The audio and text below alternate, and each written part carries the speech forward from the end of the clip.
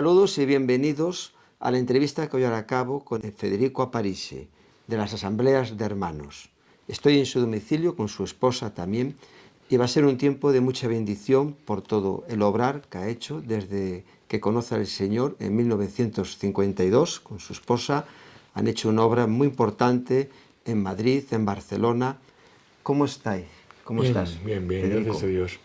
Disfrutando de la vejez. Aquí en este sitio rodeado de la Sierra Madrileña. En la Sierra de la Cabrera, ahí, el Pico de la Miel. Al pie del Pico de la Miel. Es un buen lugar también, ¿no? Sí, Para sí. inspiración en la palabra de Dios. Sí, bueno, es un sitio ideal para vivir. Aquí tengo un libro, Federico y Marta, tu esposa. Salís en la foto los dos, muy guapos, donde pone una vida en las manos de Dios.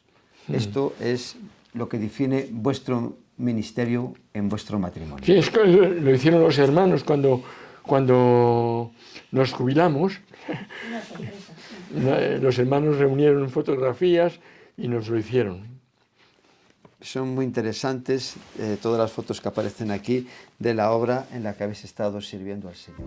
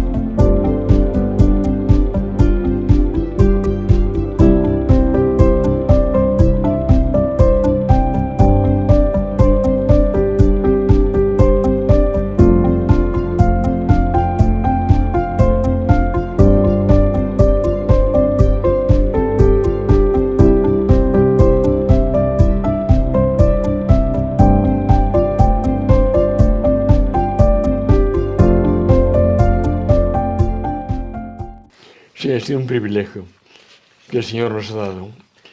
Para nosotros la alegría mayor de nuestra vida es poder haber servido al Señor. Te veo que estás muy bien. Bueno, Así, he estado muy mal. pero ahora se te ve que Ahora estás... estoy un poco mejor. Aquí veo en lo que he preparado para tu entrevista, madrileño, tienes 87 años, naciste en 1938 y en 1952, con 14 años, te convertiste, conociste al Señor a través de las asambleas de hermanos. Sí, bueno, yo conocí al Señor, he aprendido a leer en la Biblia. Yo me sabía a los 5 o 6 años salmos de memoria, a los 7 años, y a los 9 ya quería ir de misionero a algún sitio. Lo pensaba de vez en cuando y no me había convertido, porque para mí la conversión es un compromiso con Dios. Y yo todo eso lo sabía, y sabía que era pecador, y sabía que tenía que arrepentirme, y sabía que tenía que entregarme en las manos del Señor. Y todo eso, pues lo hice a los 14 años. Estuve resistiéndome, porque sí me estuvo llamando durante tiempo, y yo iba dejándolo, pero un domingo el Señor me tocó y dije, ya, de ahí no pasa, y como al levantarte, terminar la reunión, pues quería entregarme al Señor, pero no me dejaban, los jóvenes, tal, Federico, tal. Y me fui al servicio. al váter. Y me encerré en la taza, en el váter, y allí me arrodillé al Señor, y allí me convertí. Es un sitio poco limpio, pero... bueno, y el Señor me dio una respuesta tremenda, porque yo, al cabo de los pocos días siguientes, yo estaba flotando. ¿Venías de una familia cristiana? Sí, mis padres eran clientes y eran del Señor. Mi padre había sido colportor en España, era de una familia muy católica de Valencia, y se convirtió porque su hermano mayor se había convertido anteriormente y lo evangelizó. Y a los dos los echaron de la casa, los dejaron desheredados, porque era una familia pudiente.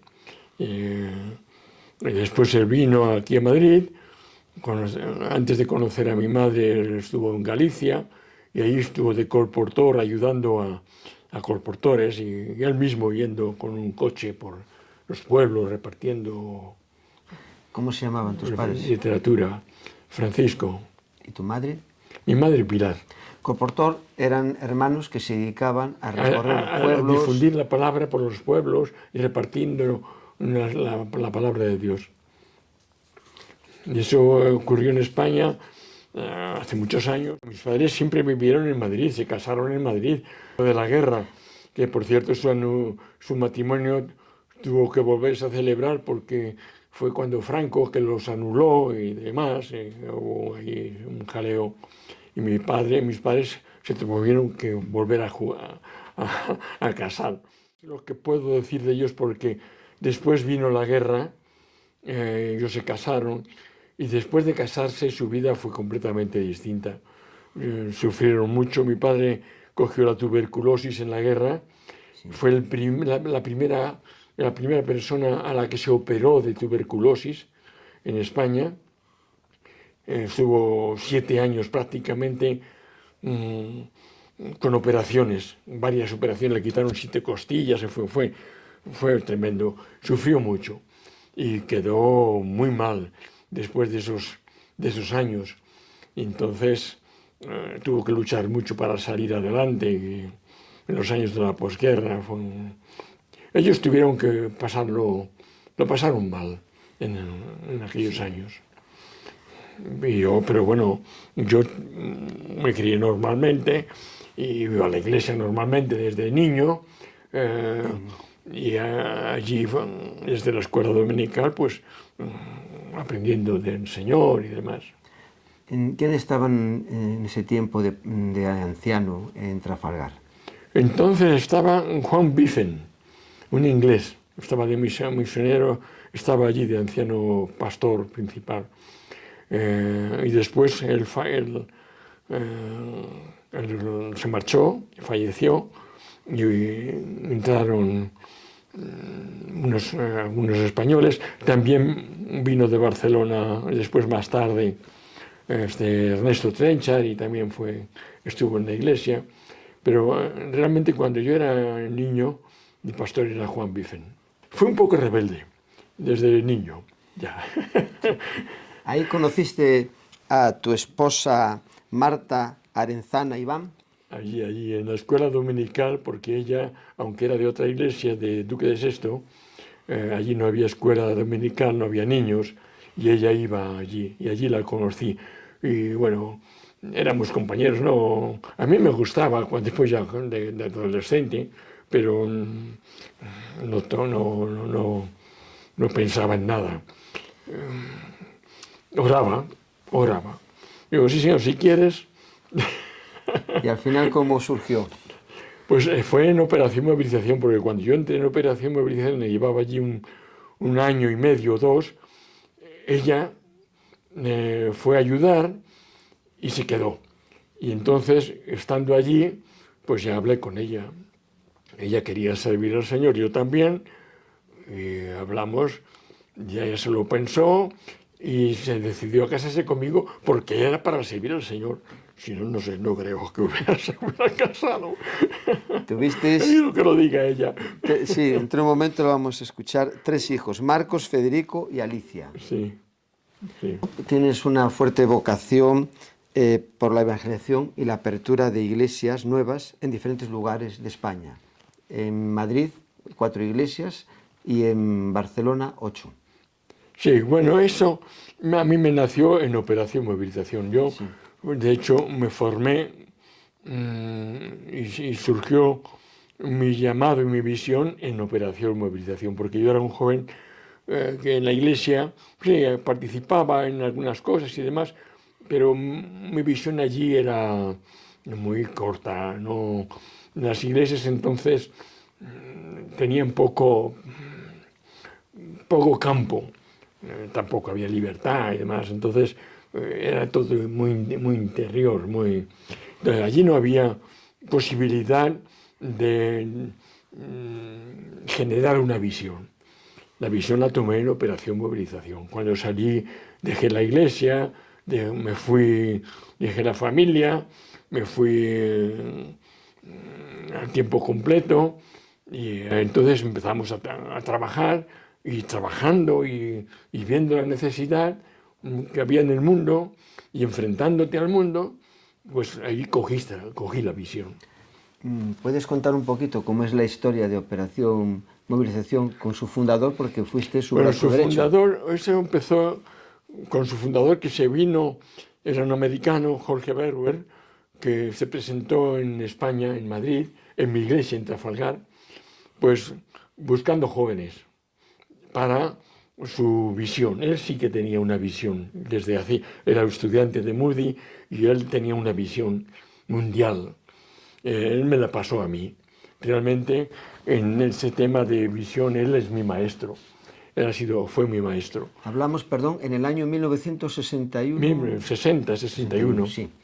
Y yo acababa de terminar la mili, el servicio militar obligatorio, y entonces lo conocí, me invitó a su casa a reuniones de oración que teníamos para las noches enteras de oración, y me empezó a hablar de sus planes, de sus deseos, y entonces allí, en estos días, aquí en Madrid, en las reuniones de oración, surgió la idea de Operación Movilización, el levantar jóvenes en todo el mundo para predicar el Evangelio y repartiendo literatura.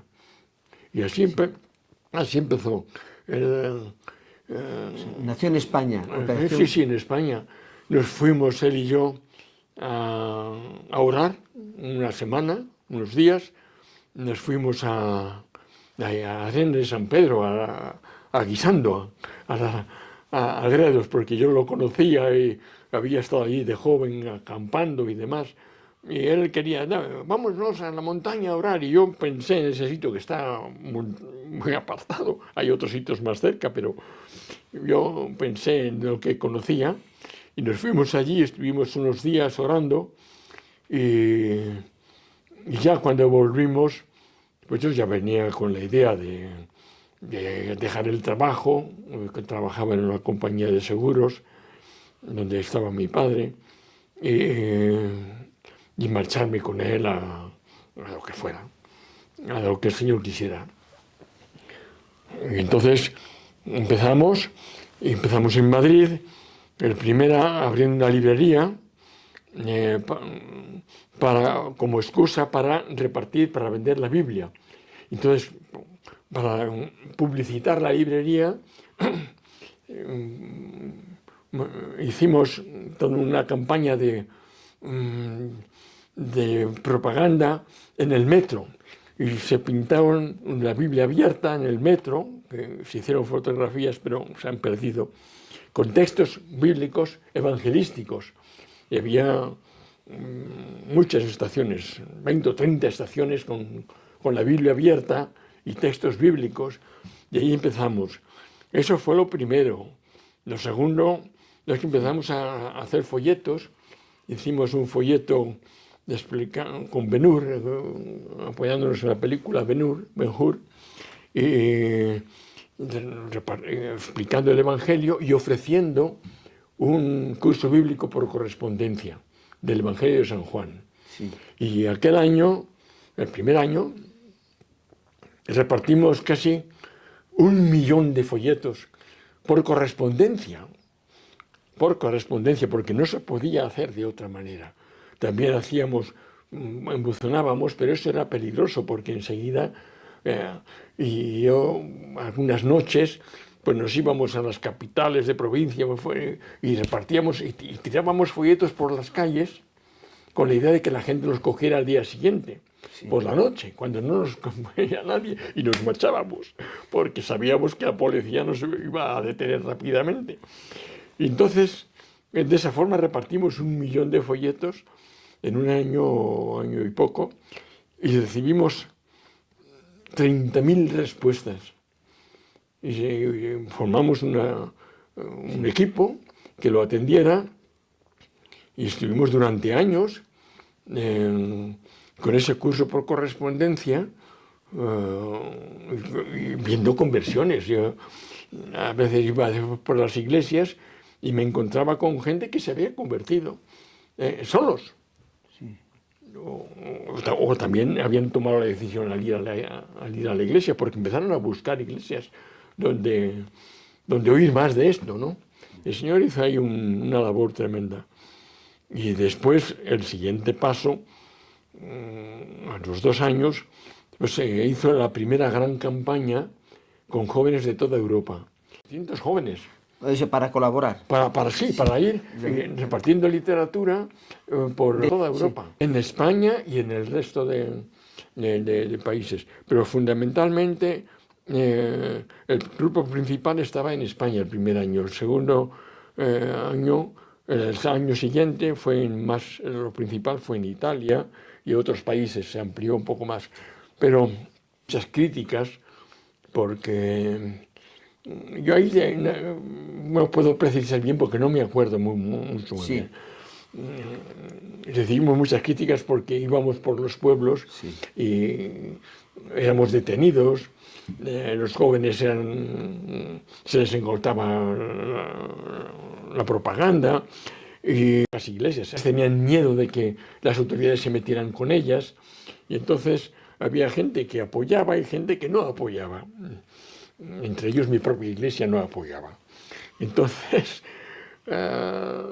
OM se hizo muy grande, y eso simplemente para explicarte los principios, porque después sí que nosotros estuvimos 8 años en OM solo, porque llegó un momento en que yo tenía una forma de vivir tan sumamente extremista, sí, y estábamos tan mal alimentados y demás que, bueno, yo quedé enfermé casi, mi esposa también, en fin, y lo dejamos porque también en ese tiempo, en todo ese trabajo, sí, llegó un momento en que yo me di cuenta que evangelizar estaba bien, pero que había que hacer algo más, y que en España había pocas iglesias, había que levantar iglesias en España. Realmente era la necesidad del país. Entonces yo tomé esa visión, y en OM lo dije, y entonces no estaba muy de acuerdo, entonces, porque la visión de OM era evangelizar, no era abrir iglesias, y ahí hubo un poco de diferencia. Me quisieron mandar a Argentina para empezar allí la obra, pero no quise, preferí quedarme en España, y entonces, entre el estado físico y familiar y demás, y el asunto de la visión, pues lo dejamos. Dejamos OM y empezamos a trabajar por nuestra cuenta, mi esposa y yo, como familia. Sí. Y bueno, pues ahí empezó la idea de irnos a Barcelona. ¿Por qué? Pues porque Barcelona era entonces quizá la ciudad, la región con más vitalidad dentro del Evangelio. Es donde más Evangelio había y donde había gente más activa. Yo lo había visto porque había estado en Barcelona ya anteriormente, predicando y levantando jóvenes para las campañas, ¿no? Entonces nos fuimos allí, y me fui a Teruel, a la iglesia de calle Teruel, que era de las asambleas, la más grande que había entonces en Barcelona, con 300 miembros, una cosa así. ¿Hablamos de qué año? Hablamos del año, pues esto ya cuando, pues unos en el 68, una cosa así, ¿no? Sí, ¿os casasteis? Nos casamos en el 64. Marcos nació en el 65, en OM, Federico también en el 66, y Alicia nació en el 69, ya estábamos viviendo en Barcelona, porque allí nos fuimos a vivir para empezar iglesias. Yo me fui a Teruel, hablé con el anciano principal, le dije cuál era mi visión, entonces él estaba de acuerdo, dijo que sí, vale, que le parecía muy bien, y empezamos a mover el potencial que tenía aquella iglesia. Y se empezó a abrir iglesias desde Teruel. De la calle Teruel. Allí salió entonces uno que era un hermano no tan joven, más joven que yo, pero no mucho, Benjamín Angurel, pues él estaba allí, allí en la iglesia estaban pasando el tiempo. Estaba Juan Gili, en aquel entonces se empezó también evangelismo en acción, y entonces la primera iglesia que se abrió pues fue enviando a Benjamín Angurel, apoyándole, y con algunos hermanos más se abrió la iglesia en Paseo Maragall, que fue la primera, y luego otras como de la calle La Bisbal, la calle Tolrá, la calle Marqués de Caldas, Cantabria, en un pueblo ahí al ladito, San Adrián del Besós, y otras dos más. Pero la cosa es que fueron 8. Algunas de ellas existen todavía hoy, otras han desaparecido. Allí había como más tolerancia por parte de las autoridades en los tiempos de la dictadura de Franco. Igual que en Madrid. Sí, realmente el problema que había en España no era con las iglesias. Eso fue muy al principio. Después era con la cuestión política. Yo cuando estaba en OM, a los 4 o 5 años de entrar en OM, a mí me llamaron de la Dirección General de Seguridad aquí en Madrid. Yo fui a atender la llamada. Allí me atendió un comisario, me sacó todo un montón de papeles donde estaba fotocopiada mucha de mi correspondencia. Estaban al tanto de todo lo que hacíamos. Al tanto. Lo sabían todo. Y me dijo, mire, me enseñó el paquete, dice, mire, nos está dando usted mucho trabajo. Entonces, pero ya hemos visto lo que son ustedes, que no se meten en política, ni quieren meterse en política. Entonces, a partir de hoy, no vamos a vigilarles más. No vamos a preocuparnos más de ustedes. Cuando usted organice algo multitudinario, que tenga que ser un poco multitudinario, por favor avísenos antes, nos pone en conocimiento. Porque sabiéndolo nosotros, no tendremos que escuchar las voces, las denuncias de los curas, que son los que les están a ustedes poniendo siempre en el brete.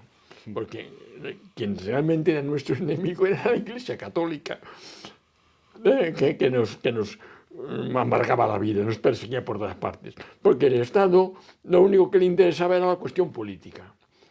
Y nosotros nunca nos hemos metido en política, ni queríamos, y ni hablábamos mal de las autoridades. Nosotros estábamos predicando a Cristo. Entonces, por eso, cuando nos llevaban a las comisarías, pues entrábamos por un lado y salíamos por el otro a las pocas horas. Nos quitaban la literatura para hacer paripé y ya está. Pero llegó un momento en que aquello cambió por completo. Claro, todo esto, pues yo estaba también en contacto con Cardona, entonces, de la Comisión de Defensa Evangélica. Le ponía un poco en antecedentes de lo que hacíamos, y así fueron las cosas. jefatura de la Dirección General de Seguridad es donde hoy está la presidencia. Efectivamente, era la Puerta del Sol. Ahí donde está ahora la presidencia allí, de la Comunidad de Madrid, que abajo estaban los calabozos. No me torturaron. Me llamaron para decirme lo que me dijeron. Pero nada, allí no fuimos para nada. En las comisarías sí que nos detenían y tampoco nos hacían nada, simplemente nos detenían un poco, no sé, y nos decían, por favor, no hagan ustedes eso, y sí, volvíamos otra vez a salir. Todo este cambio que me estás comentando es también a raíz de la ley de libertad religiosa 67. Antes, esto era en el 60 y... sí, en los años 60, antes de la ley de libertad religiosa. Del 67. La ley esta pues salió como consecuencia de evitar esas persecuciones y estas cosas, porque el gobierno no le interesaba, no tenía ningún interés en todo esto.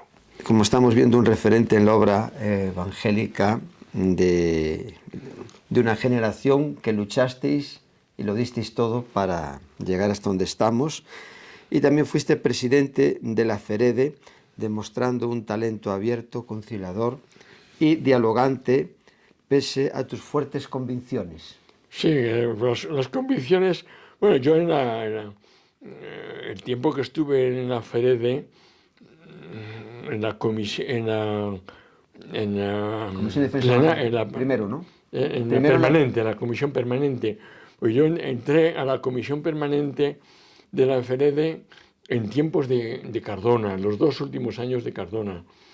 Y entonces fueron años difíciles porque ahí todo el mundo quería entrar en la comisión de defensa y lo que después fue FEREDE. Querían, ahí venían todas las sectas se animaban porque querían formar parte de ese grupo oficial que se estaba formando y que se iba a formar. Entonces, claro, allí aquello hubo que hacer su selección, porque se quería formar una federación evangélica,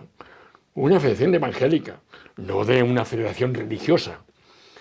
Entonces, en aquellos 2 años que estuvo Cardona, pues tuvimos muchas cosas un poco de lucha, porque hubo que rechazar a los adventistas. Pero finalmente entraron los adventistas. No, entraron, pero con condiciones, sí, con condicionados, porque no tenían parte en todas las decisiones. Sí. Había otros grupos, los brasileños que estaban ahí en Santa María de la Cabeza, pues quisieron entrar, pero no se lo permitimos porque sus prácticas no eran evangélicas. Entonces, no se trata de decir soy evangélico, se trata de vivir como un evangélico, como el Evangelio dice, y las prácticas y demás. Entonces, en aquellos años se formó una comisión de admisiones, en la que me nombraron a mi presidente para estudiar cada caso o informar a la plenaria y someterlo a estudio. Se rechazó mucha gente, yo me gané enemigos. En fin, fueron años interesantes. Después continuaste cuando ya se constituyó la federación. Eso continué, sí, desde ahí ya no... Presidente, digo presidente, como presidente. No, como presidente fue años después. Entonces, cuando yo era presidente de esa comisión, el presidente de la FEREDE, de la Comisión de Defensa, era Juan Gili, también de las Asambleas de Hermanos, que era muy amigo mío, que nos habíamos conocido en Barcelona, los dos nos habíamos venido a vivir a Madrid en aquellos 60 años, porque cuando dejamos OM y fuimos a Barcelona, estuvimos ahí unos añitos, yo estuve allí trabajando, cerró la empresa en la que yo estaba trabajando y de la que había trabajado como comercial en Madrid, y entre eso y que mis hijos no estaban muy contentos en Barcelona, porque eran los chulos madrileños en el colegio, se metían con ellos. Ya había problemas con el tema este de nacionalidades, dónde eres, de dónde no eres, pues decidimos venirnos a vivir a Madrid. Y aquí en Madrid, cuando llegamos a Madrid, empezamos a trabajar en casa. Nos fuimos invitados a Carabanchel, pero yo le dije a los hermanos, yo vengo aquí para ver iglesias. No, sí, sí, estupendo, tal. Pero pasaron 3 años y no se abrían iglesias. Entonces dejé Carabanchel y me volví a Vallecas. ¿Tú qué es esto?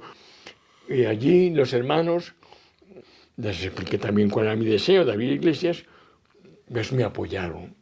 Y entonces con su apoyo, porque yo no quería abrir iglesias por mi propia cuenta, sino por el apoyo de otras asambleas, pues con su apoyo empezamos. Empezamos en La Lipa, seguimos, ahí estuvimos abriendo, reunidos primero en mi casa, después en un local, se llenó. Entonces cuando estaba ya lleno, pues abrimos otra iglesia en Vicálvaro, y después otra en Rivas, Vacía Madrid. Entonces, y Suances, ¿no? En Suances después, que Rivas desapareció, Vicálvaro se quiso andar por su propio camino, y entonces Hortaleza, que también la habíamos abierto, Hortaleza y nosotros en La Lipa, pues decidimos unir fuerzas para hacer una iglesia más grande, más fuerte, porque la necesidad en aquel momento eran de iglesias fuertes, iglesias grandes, que tuvieran posibilidades, tuvieran medios. Y bueno, surgió Suances con la unión de las dos iglesias, y ahí llevamos 10 años. Cuando llegamos a La Lipa, teníamos la visión de abrir más iglesias y empezamos una escuela bíblica, formando gente. En fin, hay muchas cosas. Sí, antes de pasar a otro tema, te quiero preguntar sobre hermanos con los que has coincidido, si me puedes hacer una breve valoración, por ejemplo, de José Cardona. Eran hermanos fieles, siervos del Señor, que estábamos en el mismo pensamiento, no era cosa de visión, la visión ya estaba ahí. Sí, pero digo que ahí estaba también Juan Antonio Monroy, ¿no? Sí, Monroy coincidí poco con él, aunque después un poco más. Pero ya digo, sí, tanto Cardona como Monroy, como este otro Palma, eran hombres ya hechos con su propia visión, con sus propios criterios, y yo también. Sí, sí. Yo podemos hablar de tú a tú, pero no hay nada más. Entonces, eran sus vidas y eran mi vida. Pero era un trabajo que se llevaba bien, lo que estabais haciendo. Bueno, sí, estábamos de acuerdo, nos poníamos de acuerdo, había algunas diferencias de vez en cuando, pero terminábamos poniéndonos de acuerdo, porque lo que queríamos era la libertad y era que el Evangelio creciera, todos ellos eran auténticos cristianos. Ahí está. ¿Y cómo fue en tu vida la experiencia cuando se aprobó la ley de 1980? Pues muy bien, era el resultado de un trabajo y fue una bendición y una alegría, lógicamente.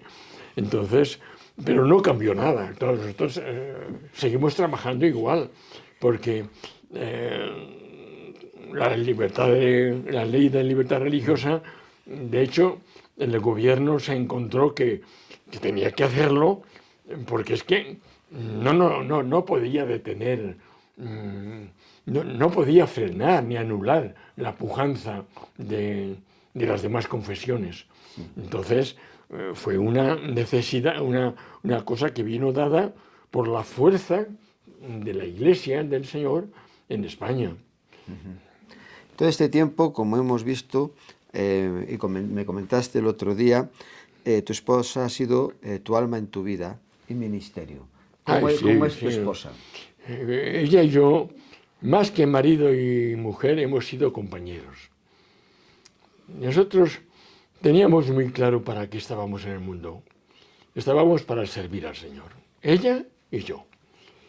Entonces, cada uno tomó su sitio en las diferentes etapas de nuestra vida. Cuando teníamos los hijos pequeños, nosotros entendíamos que esos hijos necesitaban padres. Yo no, cuando estaba en OM no podía hacer de padre porque viajaba muchísimo, no estaba casi nunca en casa. Y teníamos ahí 2 hijos que ella tuvo que criar y levantar y sacar adelante solita.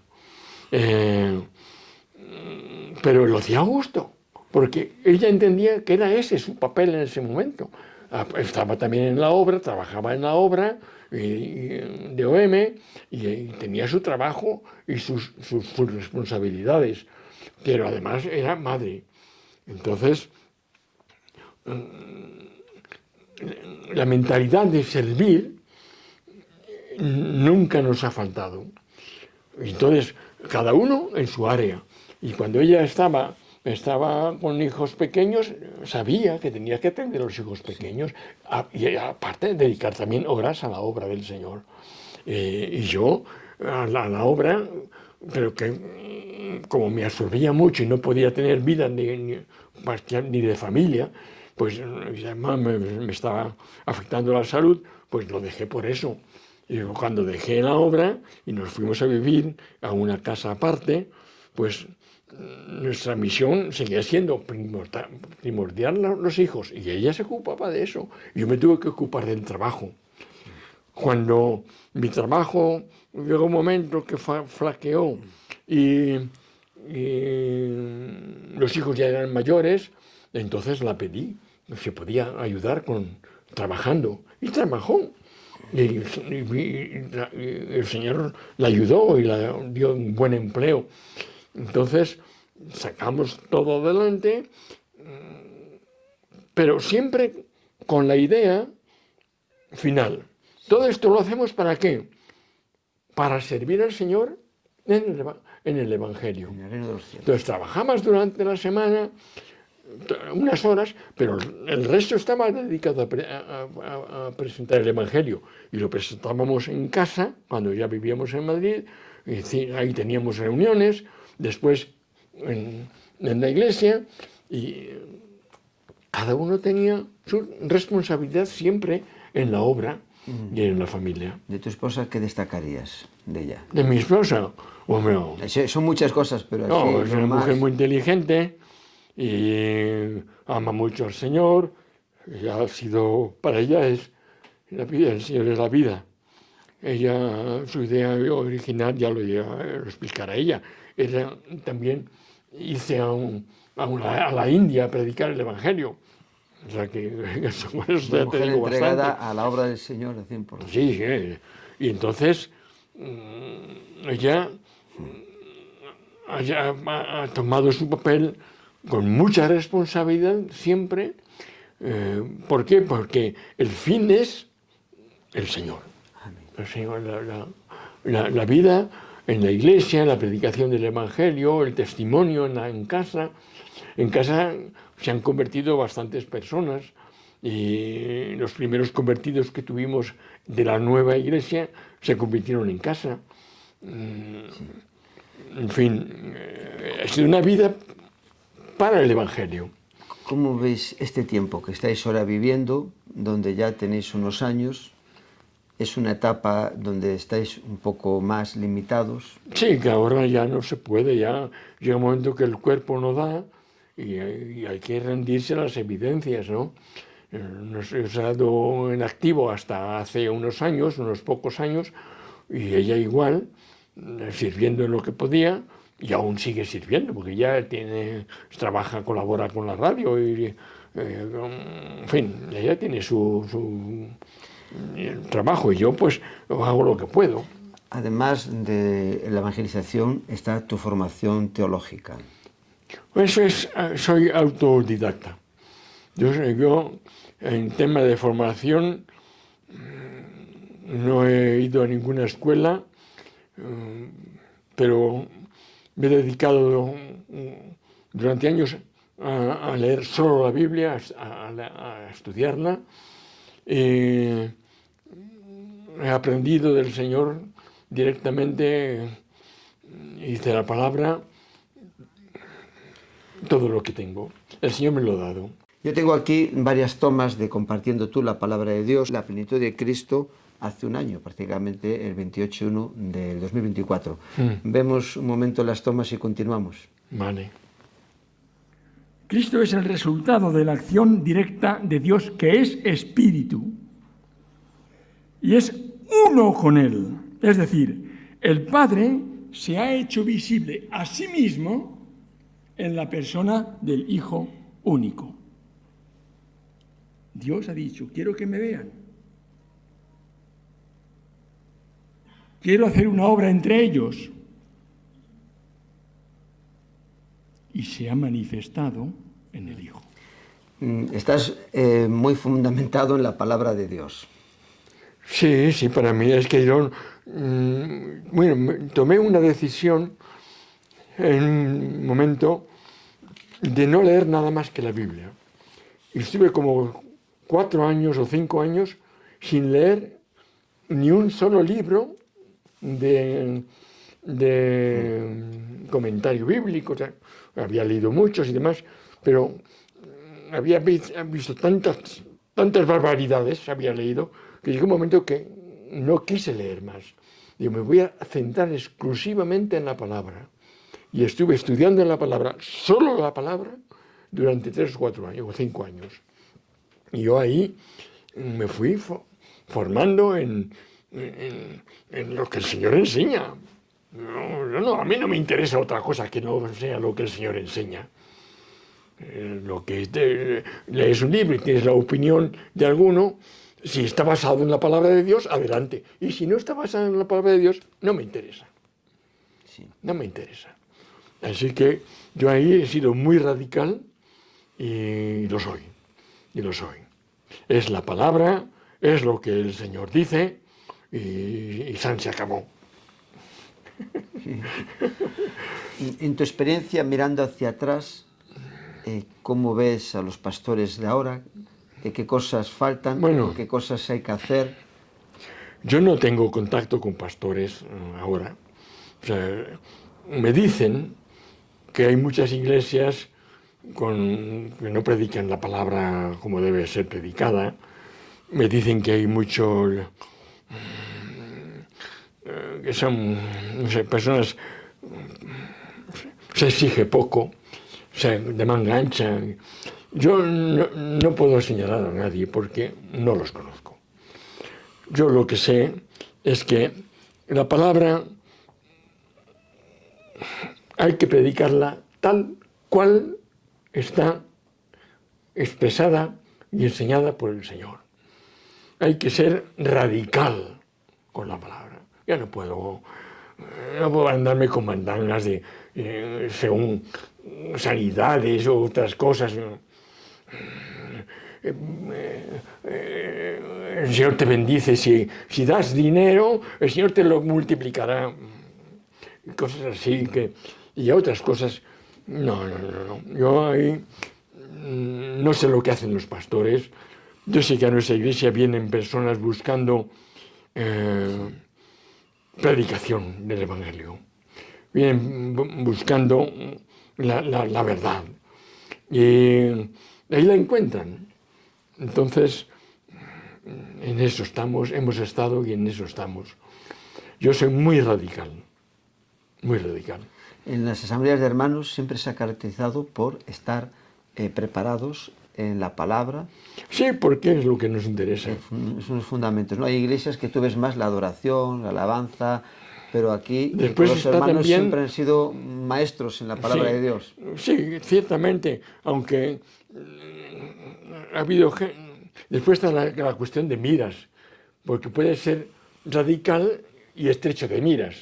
Puede ser radical y ancho de miras. Yo creo que soy ancho de miras.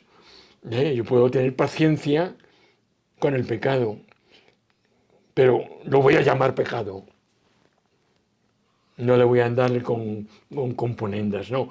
Entonces, seré radical con el pecado, pero seré paciente con el pecador. Porque yo he sido pecador el Señor ha sido muy paciente conmigo, me ha perdonado mucho, tiene mucha paciencia conmigo. Si Él ha tenido paciencia conmigo, yo tengo que tener paciencia con los demás. Ahora, lo que es pecado es pecado. No me vengas con mandangas. Un pasaje de la Escritura, hay muchos, pero uno que te haya acompañado, siempre lo tienes en la mente. Bueno, Lo tienes en las ahí, ¿no? Escrituras hay Como- muchos pasajes pero hay uno que siempre... y demás. Yo no sé si hay que ceñirse a una frase.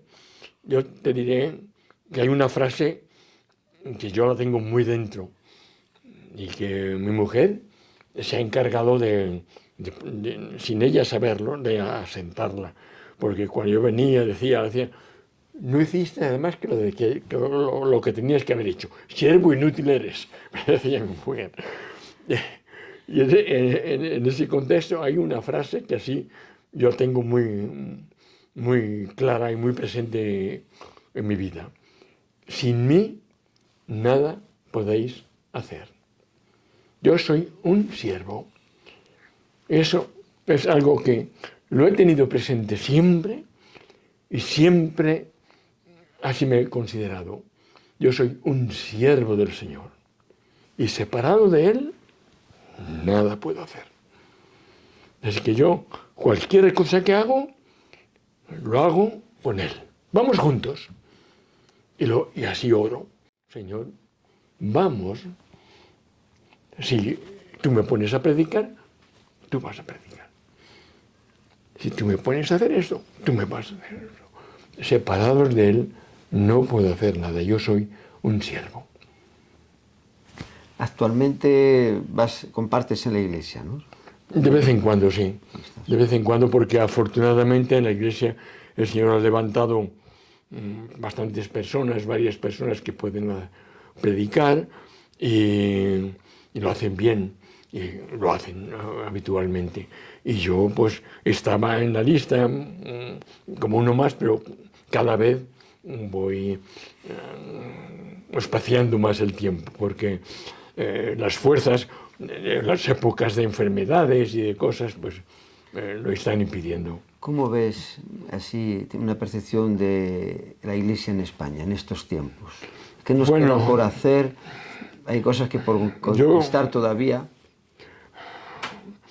Yo ahora mismo, últimamente, estoy bastante desconectado de las iglesias. Ya no asisto a los actos conjuntos y demás, porque tengo problemas de audición y no me entero bien de las cosas y sufro. Pero lo que falta hoy día es lo que ha faltado siempre: testificar. Testificar. Y creo que hemos vivido un siglo, el siglo pasado fue un siglo de grandes testimonios y se ha hecho mucho, pero ahora mismo estamos en un periodo, creo que un poco a la baja, de capa caída. Y las iglesias, pues, no sé, están muy centradas en sí mismas. Falta salir a la calle y falta predicar el Evangelio con libertad y con poder. Y llamando a las cosas por su nombre. Sí. Llamando a las cosas por su nombre. No queriendo poner paños calientes, no ser condescendientes con el pecado, no sé. Hay como un relajamiento, ¿no? Hay como un relajamiento. Sí, un relajamiento, sí. Yo eso lo veo mal. Y hoy he hecho falta la actividad en la calle. Para terminar la entrevista, Federico, mirando esta cámara, puedes decir las palabras que Dios ponga en tu corazón para los que están viendo la entrevista. Pues ahora se me viene a la mente una palabra de Isaías. Vamos a buscarlo. Hay una frase en Isaías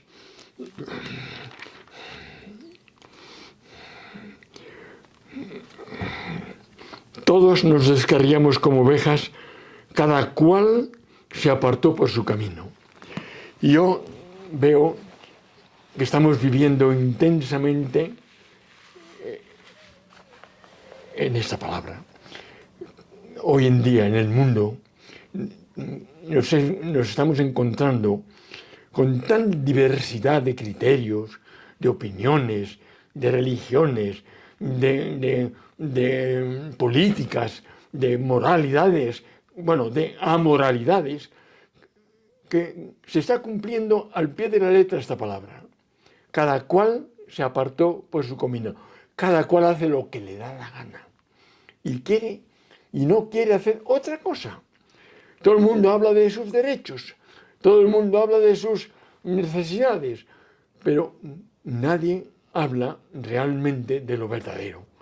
De la unidad que tenemos que tener, que no alcanzamos, de la concordia, que no la alcanzamos, de la paz, que no la alcanzamos, de alimentarnos todos, que no lo alcanzamos, de no tener guerras, que no lo alcanzamos.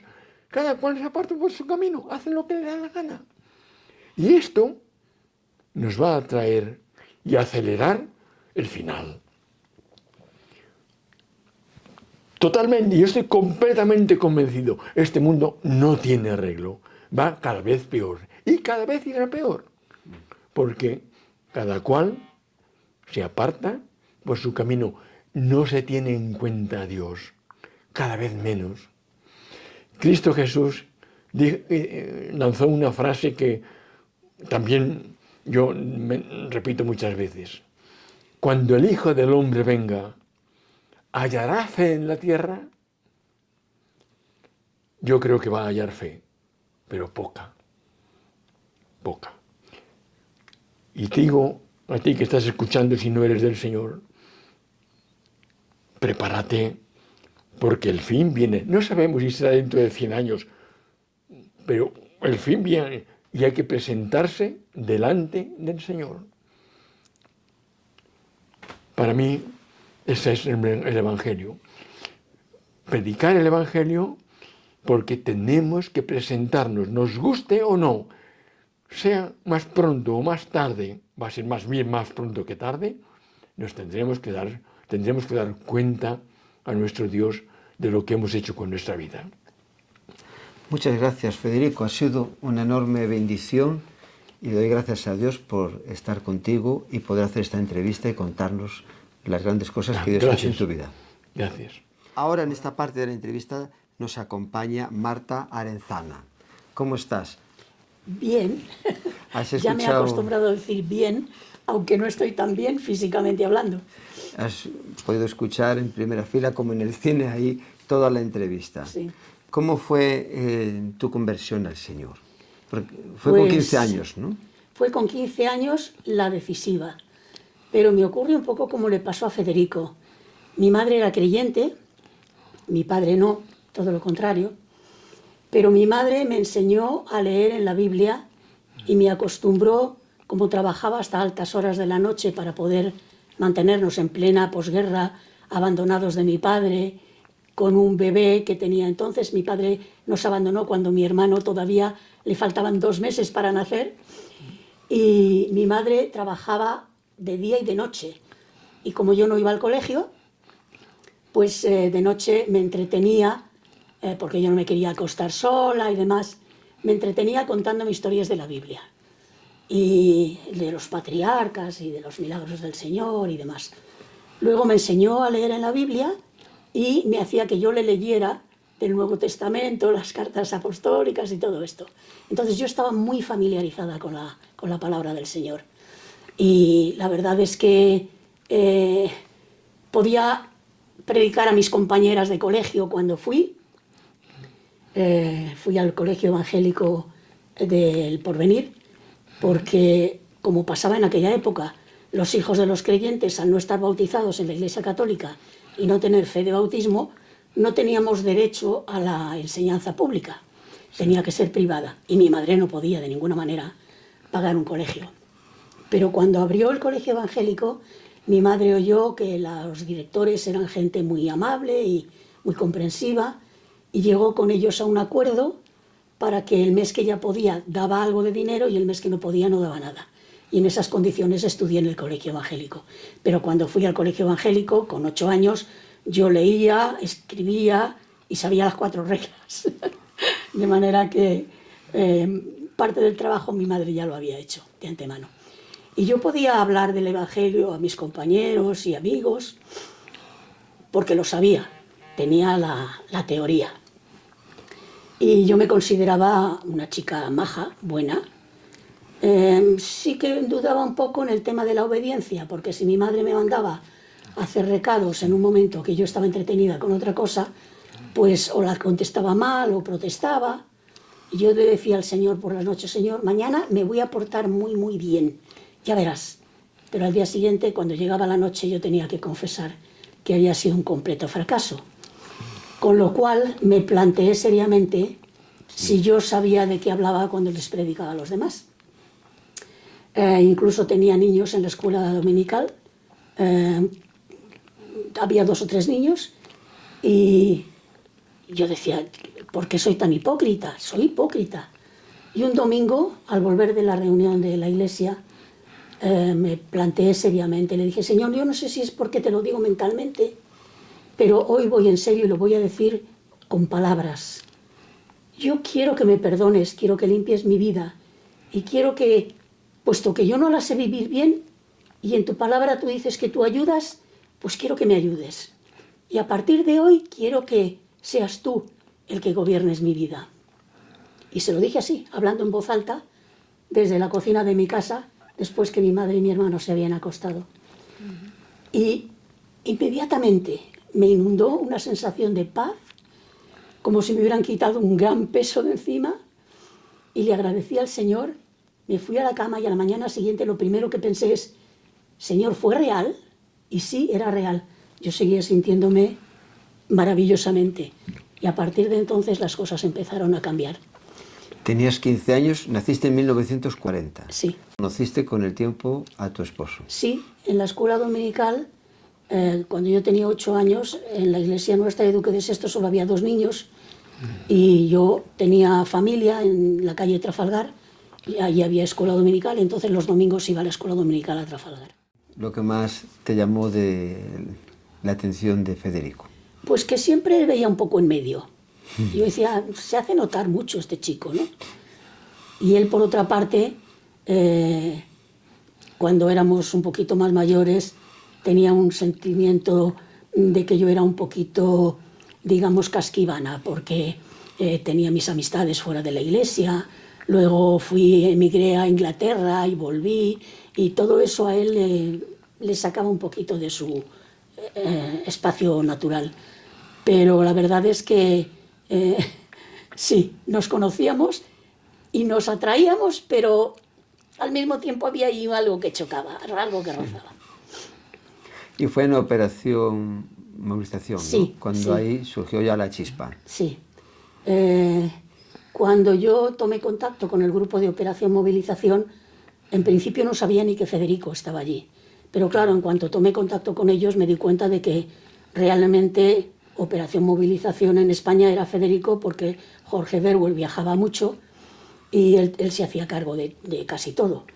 Pero en principio al primero que conocí también fue a Jorge, y me llamó mucho la atención su forma de ser. Era un hombre, él sí que era radical. Él era muy radical. La primera vez que le oí predicar en la iglesia de Trafalgar fue para hacer un llamamiento a la gente joven para que ocuparan sus vacaciones de verano, que se pierde mucho tiempo y tal, dedicarlas al Señor, a repartir literatura y demás.